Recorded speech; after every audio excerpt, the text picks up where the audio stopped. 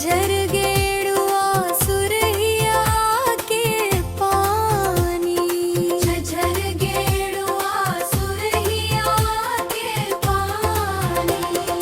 गेड़ुआ घोटिले बलम कलकतिया, जिसमें हरी हरी पत्तियां ना। गेड़ुआ घोटिले बलम कलकतिया, जिसमें हरी हरी पत्तियां ना। नथिया ले धबलम कलकतिया, जिसमें हरी हरी पत्तियां ना।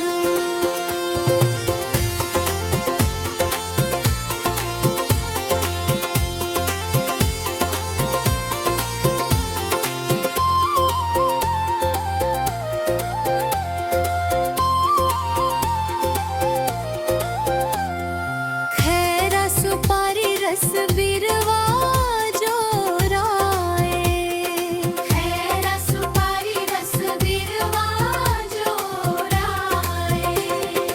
बिरवा कूचिले बलम कलकतिया, जिसमें हरी हरी पत्तियां ना। बिरवा कूचिले बलम कलकतिया, जिसमें हरी हरी पत्तियां ना।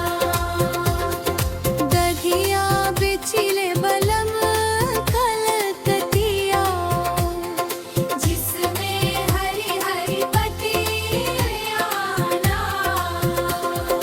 फुलवा झरिया झरी से जिया लगायो,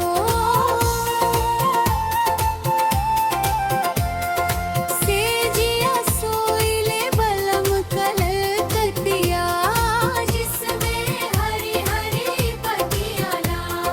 से जिया सोइले बलम कलकतिया, जिसमें हरी हरी पत्तियां ना। भैया बहनी कजरी है के लाइक कर, शेअर करा, सबस्क्राईब करा. धन्यवाद.